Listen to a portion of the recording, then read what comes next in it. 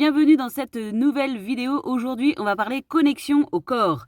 Et oui, tu es peut-être déjà au courant, mais quand on parle de bien-être, quand on parle aussi de régulation du système nerveux, quand on parle vraiment d'épanouissement, on parle aussi de reconnexion au corps. Mais malheureusement, se reconnecter au corps, c'est une notion qui est bien jolie, qui est bien sympa, parce que des fois, on a été obligé un petit peu de se dissocier de notre corps pour X ou Y raison. Mais comment on fait pour se reconnecter concrètement au corps? Parce que voilà, c'est une notion qui est bien gentille, mais clairement, comment on fait? Je vais te donner quelques pistes aujourd'hui pour justement te permettre de te reconnecter au corps. Dans le cadre de la régulation du système nerveux, on pense souvent que le stress, c'est dans notre tête. Donc d'ailleurs, on nous dit, il faut méditer, il faut avoir des pensées positives. Enfin voilà, plein de choses qui se passent dans notre tête. Mais malheureusement, clairement, ça c'est vraiment une idée reçue. Le stress n'est pas que dans notre tête, il est même majoritairement dans notre corps. Pourquoi? Parce que le stress, je sais pas si tu as vu la précédente vidéo qui existe sur le stress c'est une réaction physiologique. Donc physiologique, ça passe par notre corps. Donc il y a vraiment des changements d'état dans notre corps qui font que le stress, non, il n'est pas clairement que dans notre tête. Et donc, quand on ressent ça, quand notre corps a été vraiment désagréable ou a été en insécurité, pour les personnes, par exemple, qui ont vécu des violences physiques ou verbales, ce corps-là, on s'est senti en insécurité et clairement, on l'a des fois laissé un petit peu, je vais dire, à l'abandon. On a été obligé de s'en éloigner et clairement, venir se reconnecter dedans, ça peut être un grand signe d'insécurité. Et puis, clairement, pourquoi vouloir se reconnecter à quelque chose, certes, d'indispensable, mais qui n'est pas très agréable à vivre dedans.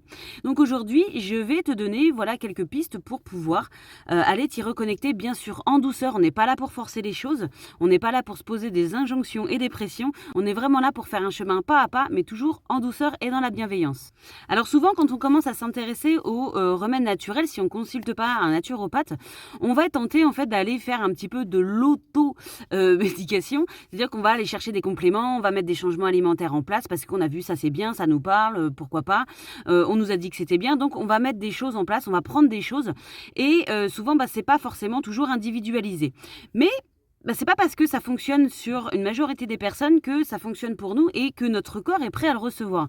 Et justement, si on est déconnecté clairement de notre corps, non seulement on va faire le choix complètement avec la tête, parce qu'on a l'information que c'est bien, mais on va pas forcément respecter nos corps et ses besoins qui clairement, on n'a peut-être pas besoin de ça, ou en fait, ça va plus presque l'intoxiquer et rajouter des choses que de lui être bénéfique. Et ça, en fait, si on n'est pas en mesure d'écouter les signaux de notre corps, on va vraiment faire ses choix avec la tête, mais c'est pas forcément, tout passe pas par la tête. Ça passe vraiment quand on prend des plantes ou je sais pas qu'on fait des changements alimentaires, c'est quand même aussi pour prendre soin de notre corps. Donc bien sûr, il faudra peut-être lui demander un petit peu son avis de lui, qu'est-ce qu'il en pense de prendre ça ou de changer ça.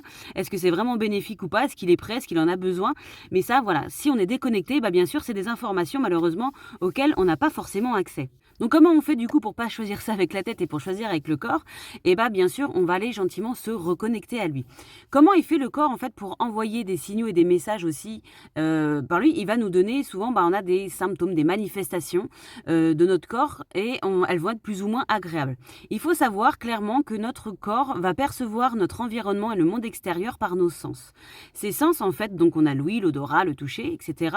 Ils vont venir transmettre des informations. Donc quand on va toucher quelque chose, en fait, ça va venir donner des informations à notre corps à l'intérieur. Donc, ce qu'on a de l'extérieur est perçu par les sens. Si je vois quelque chose de désagréable ou d'agréable, en fait, ça va changer la chimie de mon corps suivant ce qu'il voit. On va se servir justement gentiment de cette reconnexion au sens parce que on a perdu un petit peu ça aussi. Et donc, gentiment, on va aller se reconnecter à nos corps, à nos sensations, à ce qui se passe aussi en nous parce que ce sont vraiment des informations et des indications très précieuses. Et clairement, souvent on s'est coupé des fois de ça.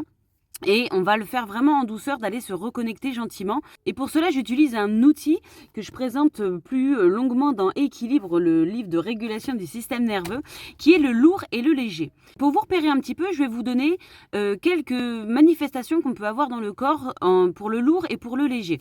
On va commencer par le lourd, c'est un peu le plus simple parce que celui-là, en fait, on le scanne beaucoup plus facilement que le léger. Pourquoi? Parce que notre système nerveux est là pour notre survie, donc il va toujours aller scanner en fait tout ce qui est est un peu dans l'hypervigilance de tout ce qui lui plaît pas. Donc bien sûr, quand il y a une manifestation désagréable dans notre corps, il va clairement beaucoup plus se focaliser dessus que quelque chose qui est léger, parce que pour lui, quand il est léger, c'est léger, il n'y a pas de problème. Donc il va pas aller faire forcément focus dessus. Donc ça va être un petit peu à nous de faire l'effort, d'aller plus se concentrer aussi sur le léger, parce que le lourd va venir assez rapidement nous dire là il y a quelque chose qui va pas. Donc dans les manifestations en fait qu'on peut avoir quand c'est lourd, on va avoir tout ce qui est manifestation qu'on a aussi qu'on rencontre quand on est stressé, notamment en fait les tensions musculaires, les mâchoires serrées, tout ce qui est douleur aussi dorsale au niveau du ventre, au niveau digestif, tout ça c'est vraiment, on sent qu'il y a une crispation en fait qui se fait dans tout l'organisme. Ensuite, on peut aussi observer au niveau de notre rythme cardiaque, de notre respiration. Donc, on va avoir une respiration qui est plutôt courte, saccadée, qui est vraiment pas ample du tout. Et puis, on va avoir un rythme cardiaque qui s'accélère, avec parfois des sensations d'oppression, un petit peu de palpitant. Enfin voilà, des choses qui sont pas très cool, qui se situent au niveau du plexus solaire. Et puis il y a le ressenti global, clairement, on est dans un état d'agitation, on sent qu'il y a une espèce de lourdeur, un peu comme un plafond vert, et surtout c'est hyper fatigant.